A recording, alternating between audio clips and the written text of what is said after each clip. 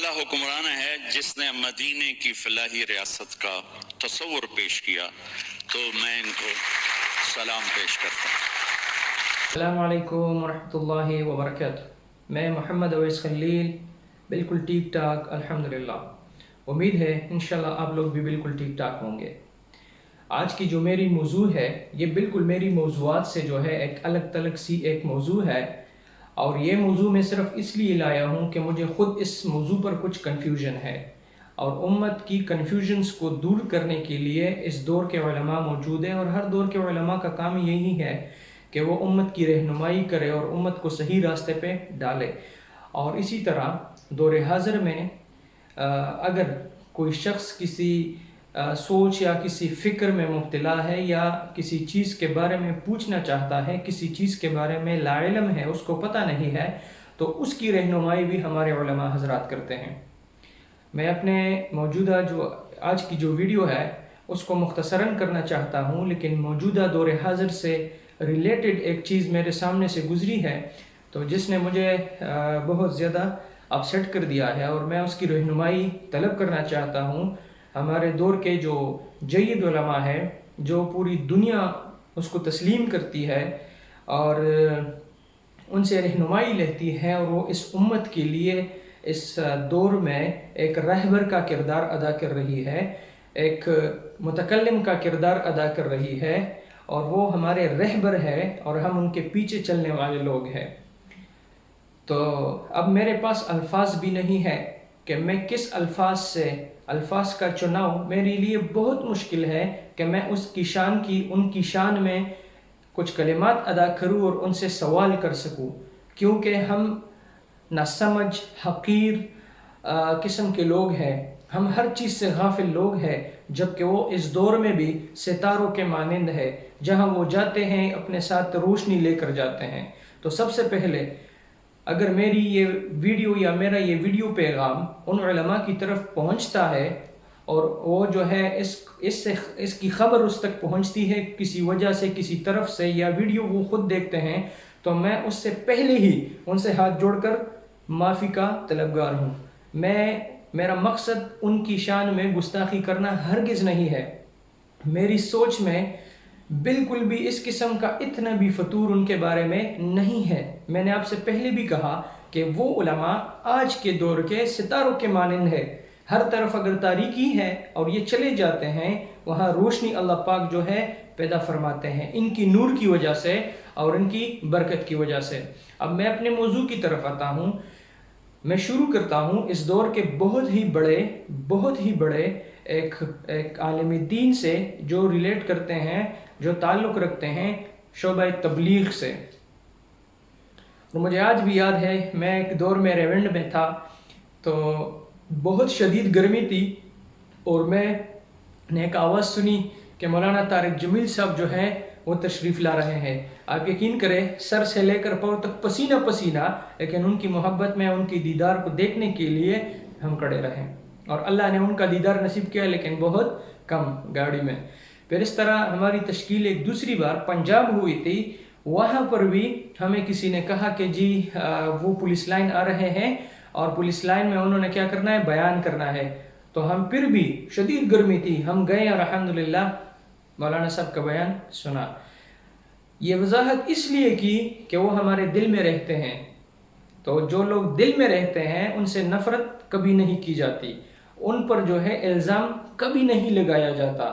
لیکن جس طرح ہم اسکول میں دیکھتے ہیں، کالج اور یونیورسٹی میں دیکھتے ہیں، ٹیوشن میں دیکھتے ہیں کہ جب کسی کو مسئلہ آتا ہے تو اپنے راہبر سے، اپنے ٹیچر سے، اپنے رہنما سے سوال طلب کرتا ہے۔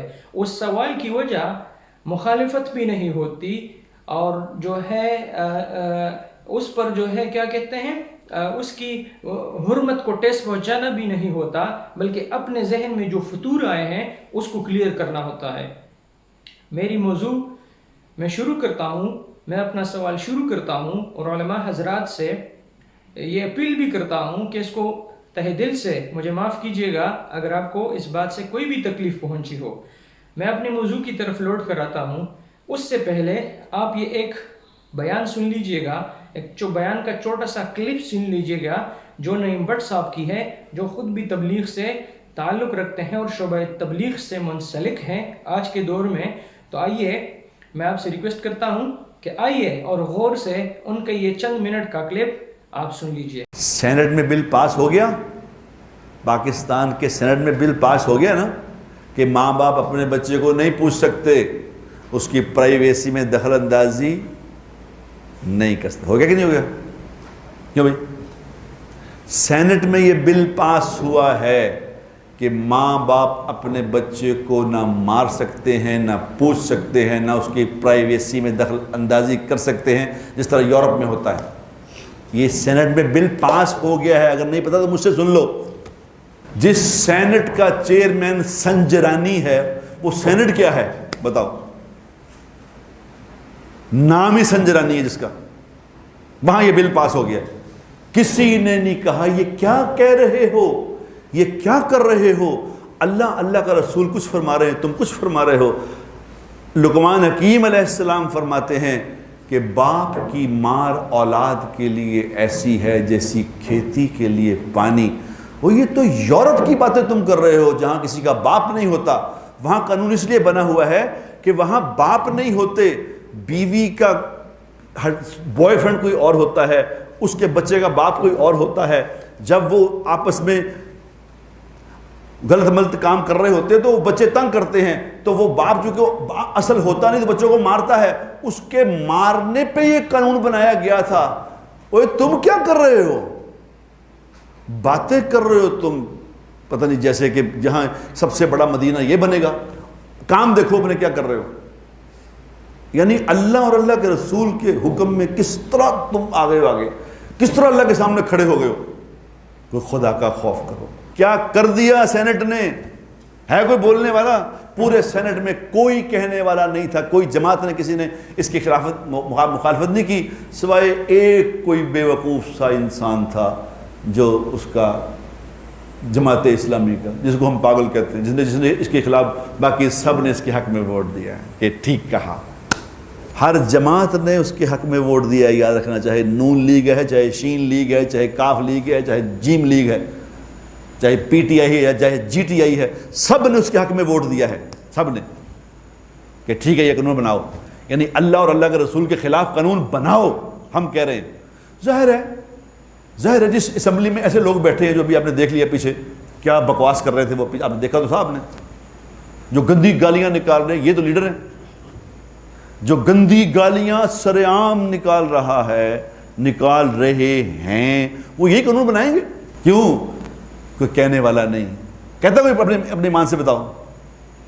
میں نے ایک دفعہ یہاں بات کی تھی، مجھے فون آنے شروع ہو گئے، تنو دیکھ لیں گے، کلّا نکلنا نہیں تم، یعنی کوئی حق بات کر کے دکھائی۔ یہاں مجھے انہوں نے کہا کہ تیرے چھوٹے چھوٹے بچے نے تیرا کر لینے بندوبست، اور میں کہا کر لو بندوبست یار، مارو تو صحیح آ کے مجھے، اور میں نے ویسے ہی مر جانا، تم نے نہیں مارا تو ویسے ہی مر جاؤں گا، اور تم مارو گے تو میرا تو کام بن جائے گا، کیونکہ میں کوئی غلط بات کہہ رہا ہوں آپ سے، بتاؤ اپنے قسم کھا کے بتاؤ غلط کہہ رہا ہوں؟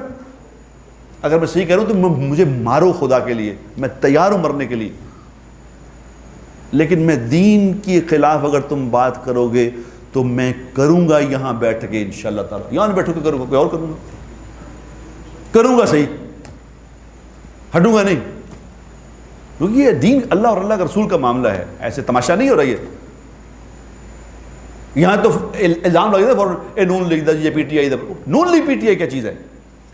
ہم مسلمان ہیں، بھاڑ میں گئی سیاسی جماعتیں کھڑی ہو گئی، ہم مسلمان ہیں، ہم اسلام کے خلاف بات برداشت نہیں کریں گے۔ تم دنیا میں ترقی کر سکتے ہو، خدائے پاک کی قسم نہیں کر سکتے، دنیا میں ذلیل ہی ہو کے رہیں گے ہم، اگر اللہ اور اللہ کے رسول کے سامنے کھڑے ہو گئے ہیں تو ذلیل ہو گئے۔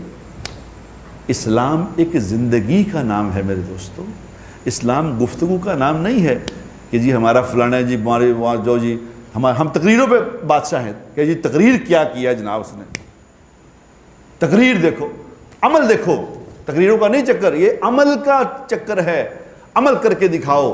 میں جتنی مرضی اچھی گفتگو کر لوں، میں جو مرضی کہہ لوں، اگر میرا عمل زیرو ہے تو بتاؤ میری بات کون سنے گا؟ جھوٹ بولنے والا آدمی لوگوں کو سچ بولنا نہیں سکھا سکتا بھائی جان۔ بد کردار آدمی لوگوں کو صحیح کردار کی دعوت نہیں دی جانی، اس سے وہ نہیں بول سکے گا، دے بھی اگر دعوت دے بھی دے گا سنے گا کوئی نہیں اس کی بات۔ جی ہم حاضر ہوئے ہیں دوبارہ سے۔ تو میرے بھائیوں، دوستو، بزرگوں، آپ لوگوں نے یہ کلپ سنی۔ کچھ ہی دن پہلے ہمارے پاکستان میں ایک بل کو منظور کیا گیا جس کی وضاحت نعیم بٹ صاحب نے اپنے بیان میں مکمل طریقے سے کر دیا ہے۔ اب میں یہ سوال کرنا چاہتا ہوں کہ مولانا طارق جمیل صاحب نے ہمارے پرائم منسٹر جناب عمران خان صاحب کی بہت زیادہ صفات بیان کی ہے، بہت زیادہ صفات بیان کی ہے۔ اسی طرح مولانا طارق مسعود صاحب جو ہے انہوں نے بھی بہت ساری صفات جو ہے عمران خان صاحب کی بیان کی ہے، اور مولانا طارق جمیل صاحب نے فرمایا تھا کہ یہ واحد لیڈر ہے جو مدینہ کی جو ریاست ہے اس کے قیام کرنے کے بارے میں سوچتا ہے، یا اس کو جو ہے یہ پہلی بار انہوں نے مدینہ کی ریاست کے بارے میں کچھ بولا، کچھ فکر کیا۔ یہ ایک تشریح میں نے کی ہے، وہ خاص الفاظ تو مجھے یاد نہیں ہے، لیکن وہ اسی طرح سے ایک گفتگو کی تھی مولانا طارق جمیل صاحب نے عمران خان صاحب کے بارے میں۔ لہٰذا اب مسعود صاحب کی طرف آتے ہیں، مولانا مسعود صاحب انہوں نے بھی کیا کہتے ہیں عمران خان صاحب کی بہت صفات بیان کی تھی کہ یہ ہے، ہم تہہ دل سے مانتے ہیں اور ہمیں فخر بھی ہے کہ اللہ نے ہمیں ایک تو ایسا لیڈر دیا جو آنکھوں میں آنکھیں ڈال بھی سکتا ہے، بول بھی سکتا ہے۔ لیکن یہاں پر میرا ایک سوال ہے جو میں پوچھنا چاہتا ہوں۔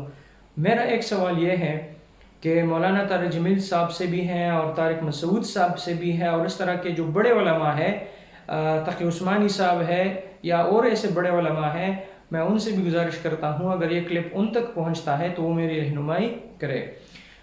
موجودہ دور میں جو آواز لگائی جاتی ہے ریاست مدینہ، اب میں پوچھنا چاہتا ہوں کہ کیا ریاست مدینہ جو اس دور میں قائم ہوا تھا، کیا وہ ریاست مدینہ ایسا تھا جو موجودہ دور کا ریاست مدینہ ہے جس میں اس قسم کے بل پاس ہوتے ہیں کہ اپنا جو باپ جو ہے، جو طارق جمیل صاحب کے بقول کہ جنت کا دروازہ آپ کے لیے آپ کے والد ہے، تو اب والد اپنے بیٹے یا بیٹی سے یہ بھی نہ پوچھے کہ کہاں سے آئی ہو اور کیوں آئی ہو اس ٹائم، اور وغیرہ وغیرہ وغیرہ۔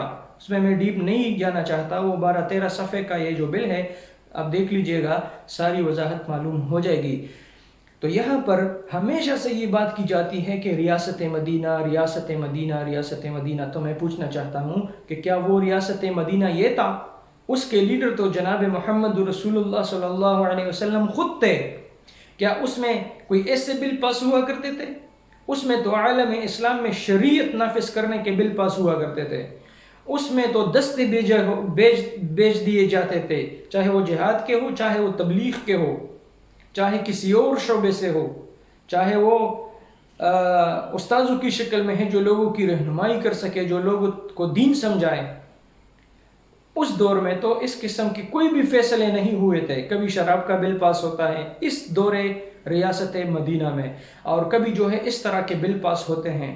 تو کیا اس مدینہ کی ریاست کو اس مدینہ کی ریاست سے اگر تشبیہ دی جاتی ہے تو کیا یہ اس مدینہ کی ریاست کی توہین نہیں ہے؟ بس میرا اتنا ہی ایک سوال تھا جو آپ حضرات کے سامنے رکھ دیا ہے۔ اب میں حکومت پر یا علماء پر اعتراض نہیں کرتا، اس طرح میں نے پہلے کہا کہ علماء ہمارے رہبر ہے اور انبیاء کے وارث ہے۔ اب انبیاء نہیں ہے تو ہمارا سوال کس سے ہم اپنا سوال کس سے پوچھیں گے؟ علماء سے پوچھیں گے۔ میں نے اپنا سوال علماء کے سامنے رکھ دیا ہے کہ گویا اگر یہ لوگ ریاست مدینہ قائم کرے یا نہ کرے، لیکن جب شراب کے بل پاس کیے جاتے ہیں اور جب اس طرح کے بل پاس کیے جاتے ہیں تو لہٰذا کم سے کم اس حکومت کو تحریک انصاف کا نام دے دے کہ اس حکومت میں لوگوں کو انصاف ملے گا، یہ ایک انصاف کی حکومت ہے، ہم تہ دل سے شکر گزار ہے۔ لیکن اگر اس حکومت کو مدینے کی ریاست کا نام دیا جاتا ہے یا مدینے کی ریاست کی قیام کے حوالے سے اس کو تشبیہ دی جاتی ہے، یا اس مدینے کی ریاست کو اس مدینے کی ریاست کے ساتھ منسلک کیا جاتا ہے، تو میں سمجھتا ہوں کہ یہ اس مدینے کی ریاست کی توہین ہوگی۔ میں آخر میں اپنے الفاظ پر دوبارہ سے علماء سے بھی اور ہر اس شخص سے جس کو میری باتیں اچھی نہ لگی ہو، اس کے دل پہ لگی ہو، وہ ناراض ہوا ہو، اس کو دکھ ہوا ہو، میں تہ دل سے ان سب سے دوبارہ سے معافی بھی مانگتا ہوں اور ان کو کہتا ہوں کہ میرا مقصد کسی کا دل دکھانا نہیں ہے، صرف اگر اس جگہ پر غلطی ہے تو علماء اس کو صحیح کرے، اگر غلطی نہیں ہے اور علماء سمجھتے ہیں کہ یہ کوئی بڑی غلطی نہیں ہے تو ہم کون ہوتے ہیں کسی سے غلطی کے بارے میں پوچھنے والے۔ آپ سے اجازت چاہوں گا، اگلے ویڈیو میں انشاءاللہ پھر ملیں گے۔ ایک بات میں بھول گیا، چینل کو ضرور سبسکرائب کیجئے گا تاکہ ہماری آنے والی ویڈیوز آپ تک پہنچ سکے۔ آپ اپنی رائے سے ہمیں آگاہ کیجئے، نیچے کمنٹ باکس میں بھی اگر مجھ سے کوئی غلطی ہوئی ہے یا آپ رہنمائی کرنا چاہتے ہیں تو برائے مہربانی اپنے کمنٹس آپ ضرور کیجئے گا۔ آپ کا بھائی، آپ کا دوست محمد اویس خلیل، فی امان اللہ، السلام علیکم ورحمۃ اللہ۔